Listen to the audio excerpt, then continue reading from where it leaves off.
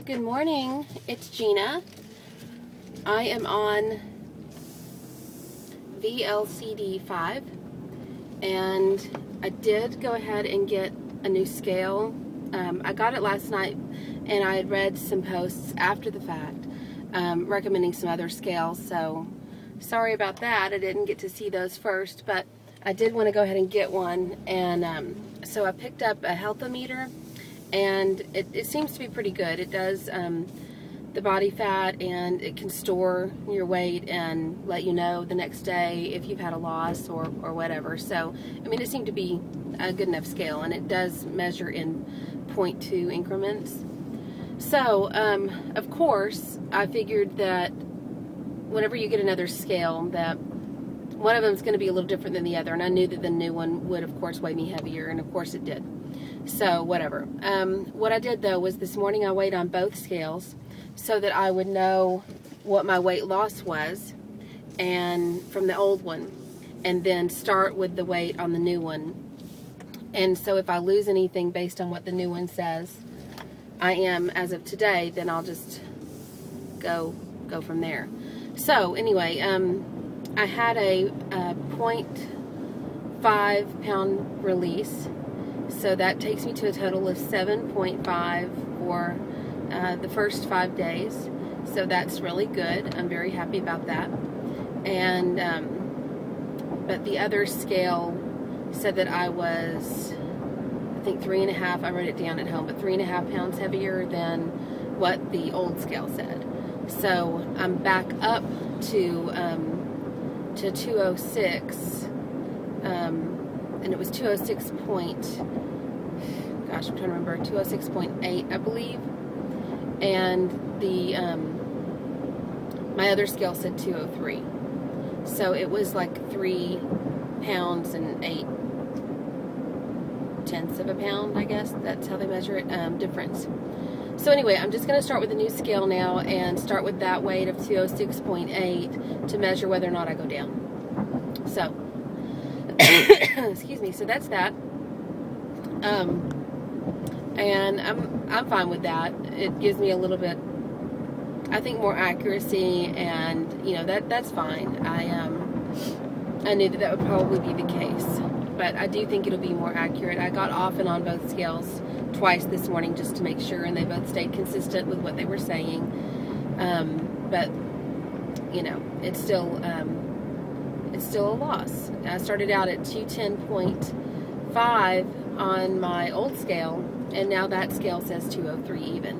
So that's good. You know, that's nothing to complain about, certainly. So things have been going good. Somebody had mentioned in a comment that they missed seeing Emme in the back. And honestly, if you knew Emme, you would understand that it's very difficult to, I can't even talk on the phone really with her around. I happened to have headphones on her that day.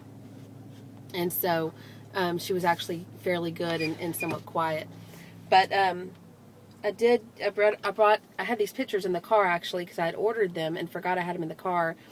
And hadn't taken them in yet, so I thought I'll show you a picture of Emme so you can see what Emme looks like. I don't know with the sun if you can really see that, but there's one picture of her, and here's another. The sunlight's really bad right now, so it's hard. Oh, the guy next to me is wondering why I'm showing pictures to my rearview mirror, whatever. So anyway, that's Emme, and she's my motivation. She's my inspiration. You know, one of the things I've worried about is, yeah, she's only in kindergarten right now, but you know how kids are when they get a little bit older, and kids start being meaner and that kind of thing. And I never want her to be embarrassed. And it was funny because the other day she had a cookie or something and said, "You want to bite?" And I said, "No, I can't." And she said, "Why?" And I said, "Well, because Mommy's not eating that food right now." And she said, "Why?" And I said, "Because I'm trying to lose weight." And she said, "Why?" And I said, "Well, because I just don't want to be as big anymore." And she went, "You mean you're going to turn into a kid?" I said, no, it's not like that. I don't want to be as big as I am." And she said, But Mommy, I don't want you to change. I like you squishy. So, you know, at 6, yeah, she still loves me squishy. But at 10, it might be embarrassing. So, I just don't want that for her. And also, it's more about the health than that even. And I want to set a good example. You know, it runs in our family. We have a lot of obesity in our family and a lot of diabetes in our family, and that worries me. And I don't want her to have the same struggles I've had. I don't want her to ever have an eating disorder. And even though she won't eat the foods that I'm eating right now because she is 6 and everything's gross to her, I think that as she acquires more of a taste for more mature foods, that at least this will be what's surrounding her. At least these will be more of the options. And I want that for her, as opposed to, you know, the option is running through a drive-thru or always ordering pizza.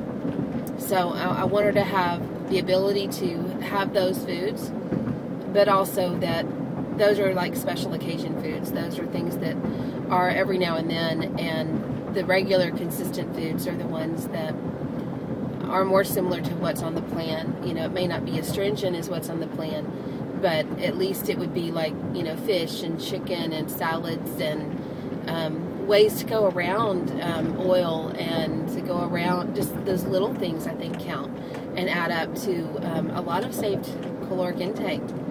And I want to be able to teach her that from a young enough age to where it's not introduced to her at an age where it could mean something. It could imply something, that she takes it as, what, am I fat, or do I need to lose weight?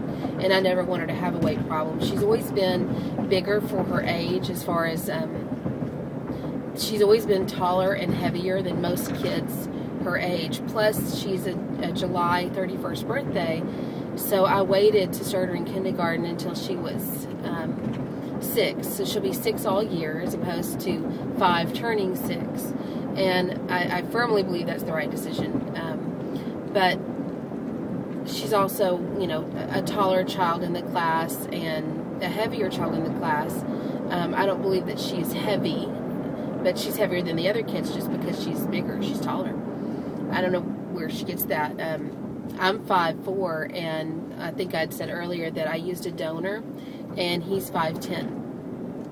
So it's not like there's a lot of height in her genes, but she's tall.